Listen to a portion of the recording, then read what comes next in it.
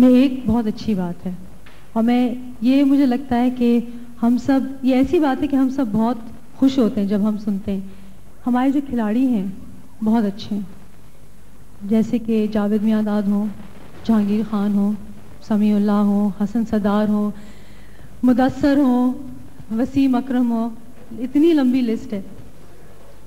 کوئی اور کسی اور کا نام یاد آ رہا ہے؟ ہاں، ویسے میں عمران خان کو بھولی نہیں. یہ ہے کہ ہم اس پروگرام میں عمران خان کا انٹرویو دکھائیں گے جو کہ ہم نے ان کے امریکہ جانے سے پہلے ریکارڈ کیا تھا، اور وہ ایسا انٹرویو ہے کہ جس میں ہم نے نہ ان سے کرکٹ کے بارے میں پوچھا تھا، نہ یہ پوچھا تھا کہ ان کی شادی کب ہو رہی ہے.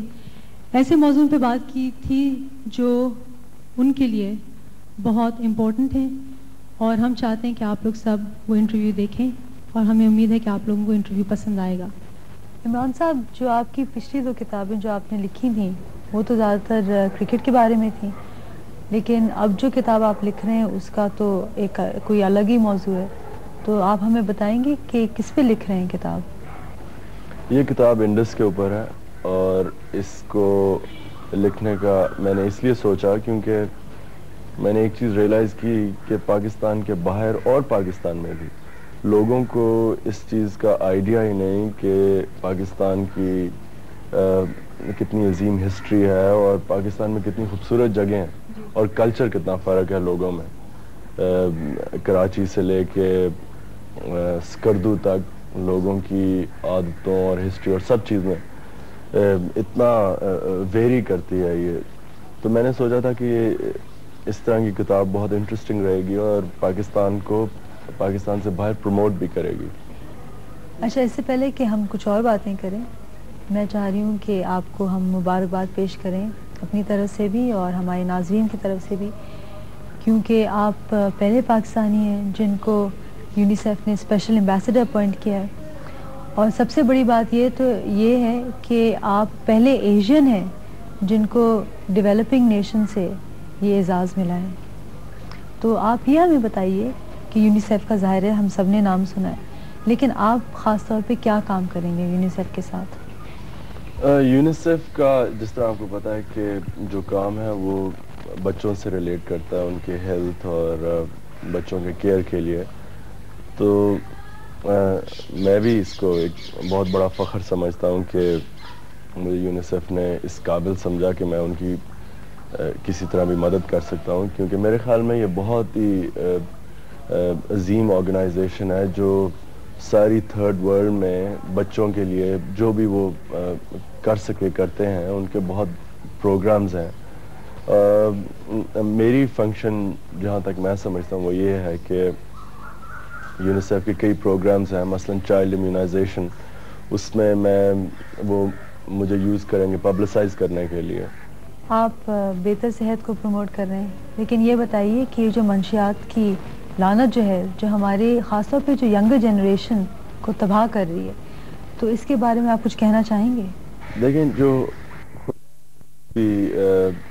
کسی انسان کو بھی سب سے بڑی نعمت دے سکتا ہے وہ صحت ہے، اور مجھے اس چیز کی نہیں سمجھ آتی کہ جب لوگوں کو پتہ ہے کہ منشیات سے صحت کے اوپر کتنا نقصان ہو سکتا ہے، اور صرف ایک انسان کی نہیں بلکہ پورے خاندان تباہ ہو جاتے ہیں، تو مجھے اس چیز کی نہیں سمجھ آتی کہ پھر بھی خاص طور پہ نوجوان لوگ اس چیز کے اوپر کیوں جاتے ہیں. اور میں صرف ایک ہی ایکسپلینیشن ہے اس کا، اور وہ یہ ہے کہ لوگوں کے پاس ٹائم بہت ہے، جو ان کو سمجھ نہیں آتی کیا کریں، یا بورڈم فیکٹر بہت زیادہ ہے. عمران خان، آپ ریٹائر کب ہوں گے؟ اگر میرے خیال میں کہ میں وہ اسٹینڈرڈز مینٹین کر سکتا ہوں جو میں نے اپنے لیے رکھی ہوئی ہیں تو تب میں کھیل لوں گا، اور اگر میرا خیال کہ میں نہیں رکھ سکتا تو میں پھر ریٹائر تو نہیں ہوں گا لیکن اویلیبل نہیں ہوں گا. عمران صاحب، آپ ہمارے پروگرام میں آئے، آپ کا بہت شکریہ.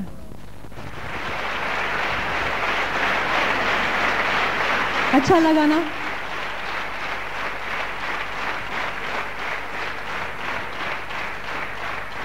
آپ لوگوں سے ایک بات پوچھنی ہے. اگر کوئی آئے اور یہ کہے کہ مجھے آپ کو نقصان پہنچانا ہے تو کیا آپ خاموش تماشائی بن کے بیٹھے رہیں گے؟ اور اگر آپ کو یہ کوئی کہے کہ جو آپ کے عزیز ہیں، دوست یا گھر والے، وہ ان کا قتل کرنا چاہتے ہیں، ان کی جان لینا چاہتے ہیں، تو آپ چپ کر کر بیٹھے رہیں گے؟ لیکن اس کے باوجود کچھ ایسے لوگ ہیں جو غلط باتیں سن کر منشیات لیتے ہیں، ڈرگز لیتے ہیں اور اپنے آپ ہی کو بہت نقصان پہنچاتے ہیں. اور اس سے بھی بدتر کچھ ایسے بے ضمیر لوگ ہیں جو چند سکوں کی خاطر اس زہر کو بیچتے ہیں اور ہماری زندگیاں برباد کرنے کی کوشش کرتے ہیں. تو میں سمجھتی ہوں کہ ہم نوجوانوں کو اپنا معاشرہ صاف کرنا چاہیے.